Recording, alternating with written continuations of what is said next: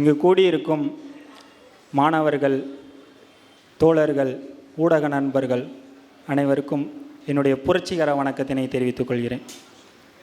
இப்போ நாம் இங்கே எல்லாருமே லவ் ஆல் நோ கேஸ்ட் என்கிற தலைப்பின் அடிப்படையில் இங்கே கூடியிருக்கிறோம்.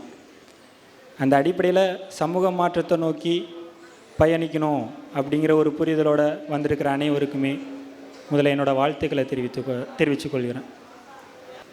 இப்போ நம்ம எல்லாருமே லவ் ஆல் நோ கேஸ்ட் அப்படிங்கிற தலைப்பின் கீழே தான் இங்கே கூடியிருக்கிறோம்.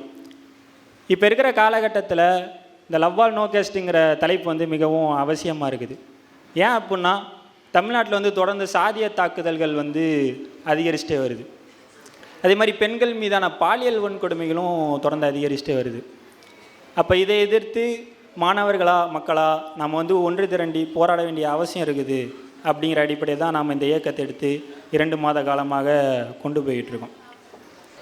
ஏன் குறிப்பாக இந்த தருணத்தில் இந்த லவ் ஆல் நோ கேஸ்ட் இயக்கம் தேவைப்படுது அப்படின்னா, இந்த 2 மாத ரொம்பலாம் முன்னாடி போக வேண்டாம், கடந்த ஒரு 2 மாத காலங்கள்னு எடுத்துக்கிட்டாலே தமிழ்நாட்டில் சாதிய தாக்குதல்களும் பெண்கள் மீதான பாலியல் வன்கொடுமைகளும் அவ்வளவு நடந்துக்கிட்டு இருக்கு.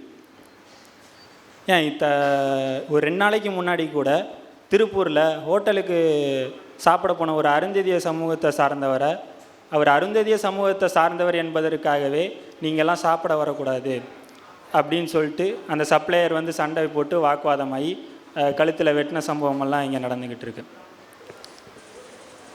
அதுபோக இன்னும் நிறைய சம்பவங்கள் நடந்திருக்கு. முக்கியமாக இந்த டைமில் எல்லோரும் பேசப்படக்கூடிய சம்பவமாக 2 சம்பவம் இருந்தது அப்படின்னா, கபடியில் தூத்துக்குடியில் கபடியில் ஜெயித்த தேவேந்திரன் என்கிற மாணவனை அந்த சக மாணவர்கள் ஆதிக்க சாதியை சார்ந்த மாணவர்கள் வெட்டி எக்ஸாம் எழுத விடாமல் பண்ணதாக இருக்கட்டும்.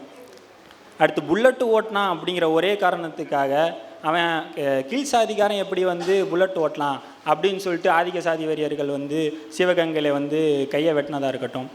இப்படி தான் தொடர்ந்து நடந்துக்கிட்டு இருக்கு. தமிழ்நாட்டில் மட்டுமே தொடர்ந்து தமிழ்நாட்டிலையும் அதுவும் குறிப்பாக தென் மாவட்டங்களில் 5 ஆண்டுகளில் 1095 சாதிய தாக்குதல்கள் நடந்திருக்கு அப்படின்ட்டு ஆர்டிஐ சொல்லுது. அது மட்டும் இல்லாமல் ஆணவ படுகொலைகள்னு எடுத்துக்கிட்டால் ஒரு வருஷத்துக்கு குறைஞ்சது 120 அல்லது 150 ஆணவ படுகொலைகள் நடக்குது அப்படின்ட்டு சமூக செயற்பாட்டாளர்கள் சொல்கிறாங்க. ஆனால் அது அரசோட கவனத்துக்கு எந்த அளவுக்கு போகுதானா, அதோட தரவுகளை எந்த அளவுக்கு அரசு வச்சிருக்கு அப்படின்னா மிகவும் சொற்பமான அளவில் தான் இருக்குது. அப்போ இதெல்லாம் எதிர்த்து யார் கேள்வி கேட்குறது அப்படின்ட்டு ஒரு நிலைமை உருவாகுது. ஏன் நம்ம பொங்கலில் ஜல்லிக்கட்டு விளையாட்டு கொண்டாடுறோம். அந்த ஜல்லிக்கட்டுலேயுமே சாதிய தீண்டாமை முன்னறிந்தே இருக்குது.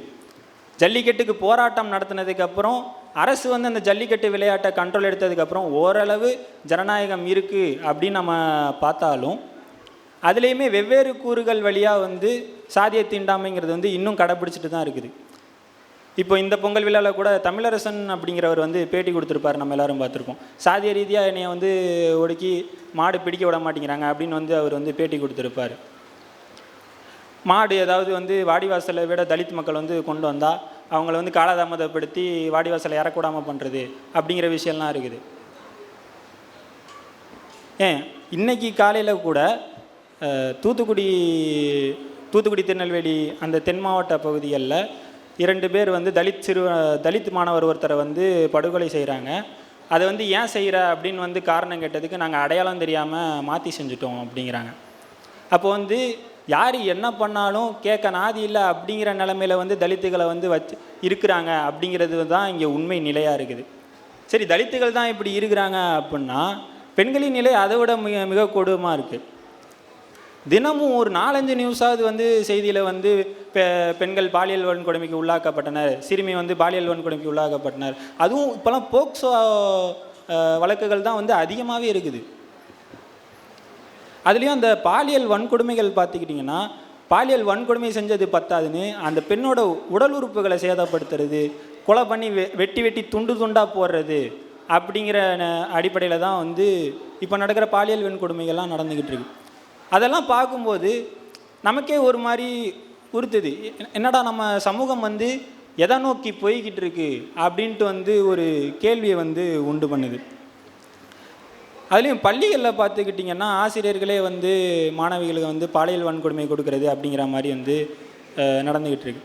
இப்போ ஒரு மாதத்துக்கு முன்னாடி கிருஷ்ணகிரியில் எடுத்துக்கிட்டிங்கன்னா 8ஆம் வகுப்பு மாணவி ஒருத்தங்களை வந்து அந்த பள்ளியில் வேலை செய்யக்கூட 3 ஆசிரியர்கள் வந்து தொடர்ந்து பாலியல் வன்கொடுமை வந்து செஞ்சுட்டு வந்துட்டுருக்காங்க. அந்த பொண்ணு ஸ்கூல் வரலை அப்படிங்கிறத விசாரிக்க போகும்போது தான் இந்த விஷயமே வந்து தெரிய வருது. அதுக்கப்புறம் அந்த ஆசிரியர்களோட ஹிஸ்ட்ரி எடுத்து பார்த்தா அதில் ஒரு ஆசிரியர் ஏற்கனவே இன்னொரு பள்ளியில் வந்து பாலியல் வன்கொடுமை வழக்கில் வந்து கொஞ்ச நாள் வந்து சஸ்பெண்டில் இருந்து அதுக்கப்புறம் ட்ரான்ஸ்ஃபர் ஆகி இங்கே வந்தவர் அப்படிங்கிறது தான் இருக்குது.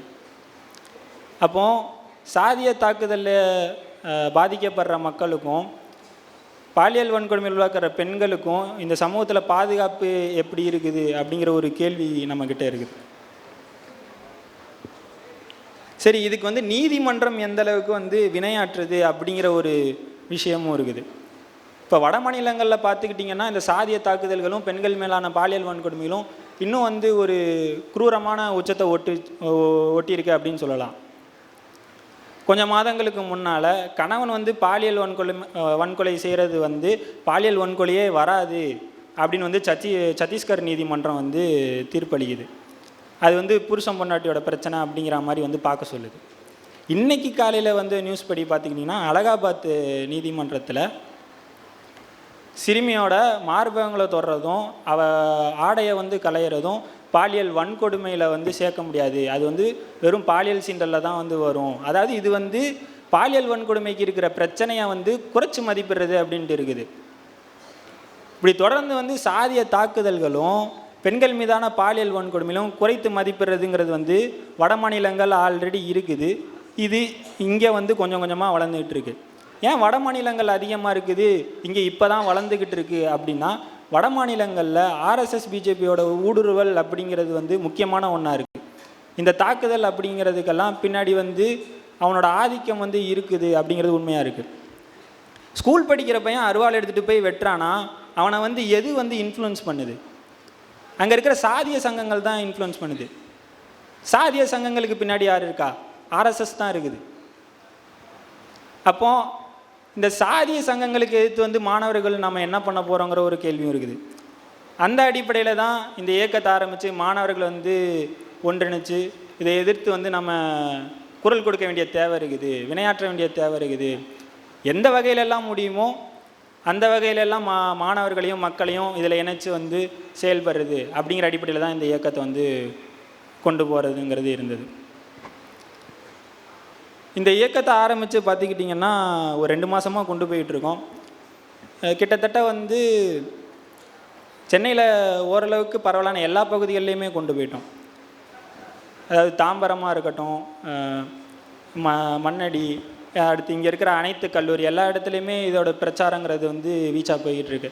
கடைவீதி பிரச்சாரங்கள், மாணவர்கள் மத்தியில் பிரச்சாரங்கள், லவர்ஸ் டேக்கு கூட வந்து மெட்ராஸ் யூனிவர்சிட்டியில் வந்து பேரணி நடத்தியிருந்தோம்.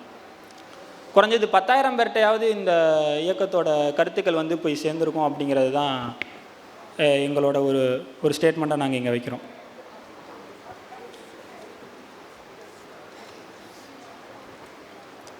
அதன் அடிப்படையில் ஒரு 10,000 மாணவர்கள்ட்ட போய் சேர்றதுங்கிறது அப்படிங்கிறது இப்போ இருக்கிற சமூகத்தில் வந்து சாதாரணமான ஒரு விஷயமா அப்படின்னா அப்படி கிடையாது அப்படிங்கிறது தான். ஏன்னா இப்போ மாணவர்கள்ட்ட வந்து ஒரு வெறுமை உருவாயிடுச்சு. எந்த அளவுக்குன்னா அதான் ரீல்ஸ் பார்த்து நம்ம வந்து ஒரு குறுகிய வட்டத்துக்குள்ளேயே ஒரு விஷயத்த சொல்லி நான் புரிஞ்சுக்கிறேன் அப்படிங்கிற மனநிலைக்கு மாணவர்கள் வந்து தள்ளப்பட்டிருக்காங்க. அப்படி இருக்கிறப்ப சமூகம் சார்ந்து ஒரு விஷயத்துக்கு வந்து நம்ம வேலை செய்ய வேண்டிய தேவை இருக்குது அப்படின்னு கூப்பிடும்போது அவங்களுக்குள்ளே இயல்பாகவே ஒரு வெறுமை உருவாகுது. இதை பண்ணுறதுனால நான் என்ன பண்ண போகிறேன், எனக்கு என்ன கிடைக்க போகுது அப்படிங்கிற ஒரு வெறுமை உருவாகுது. அப்படி இருக்கிற சமயத்தில் ஒரு 10,000 மாணவர்கள்ட்ட போய் இது சேர்ந்துருக்கு, அரங்க கூட்டத்தில் ஒரு 100கணக்கான மாணவர்கள் வந்து பங்கேற்கிறாங்க அப்படிங்கிறது வந்து புரட்சிகர மாணவர் இளைஞர் முன்னணிக்கு கிடைத்த ஒரு வெற்றியாக தான் பார்க்குறேன். அது ஒரு முன்னெடுப்பாக தான் நான் பார்க்குறேன். அந்த வகையில் தோழர்கள் வந்து இந்த இயக்கத்துக்காக நிறைய உழைப்பு போட்டிருக்காங்க அப்படிங்கிறத இங்கே வந்து பதிவு பண்ணியிருக்கிறோம். அதுவும் ஏன் பர்டிகுலராக, அதாவது குறிப்பாக இந்த நாளில் இந்த அரங்க கூட்டம் நடக்குது, அதுவும் பகத்சிங், சுகதேவ், ராஜகுரு தோழர்கள் நினைவு நாளை முன்னிட்டு நடக்குது அப்படிங்கிற ஒரு கேள்வி வரலாம். ஏன்னா பகத்சிங், சுகதேவ், ராஜகுரு தோழர்களை நாம் வந்து என்னவா பார்க்குறோன்னா ஏகாதிபத்தியத்துக்கு எதிர்த்து போராடினவங்க, பிரிட்டிஷ்க்கு எதிர்த்து போராடினவங்கன்னு மட்டும்தான் நம்ம பார்க்குறோம். அதாவது அவங்களுக்கும் சாதிக்கும் சம்மந்தம் இல்லை அப்படிங்கிற மாதிரி நம்ம பார்க்குறோம். ஆனால் உண்மை அப்படி கிடையாது. அவங்க வந்து சமத்துவத்துக்கான போராளி, அனைத்து மக்களுக்கும் எல்லாம் கிடைக்கணும் அப்படிங்கிறதுக்காக போராடின போராளிகள் அவங்கள வந்து வெறும் பிரிட்டிஷ்காக எதிராக மட்டும் போராடினாங்க, ஏகாதிபத்திய எதிராளி அப்படின்னு மட்டும் பார்க்குறதுங்கிறது வந்து ஒரு குறுகிய மனப்பான்மை அப்படின்னு வந்து பதிவு பண்ணிக்கிறேன். அப்படி சமத்துவத்துக்காக போராடின தோழர்களோட நினைவு தினத்தில் இந்த அரங்க கூட்டம் வைக்கிறது தான் சரியாக இருக்கும் அப்படின்ட்டு தான் இந்த அரங்க கூட்டத்தை வந்து எடுத்து நடத்திக்கிட்டு இருக்கோம். அதன் அடிப்படையில் இந்த லவ் ஆல் நோ காஸ்ட், அனைவரையும் நேசிப்போம், சாதியை மறுப்போம், ஆணவ படுகொலைகளை தடுப்போம், பாலின சமத்துவம் படைப்போம் அப்படிங்கிற அடிப்படையில் தொடர்ந்து தோழர்கள் பேச இருக்காங்க.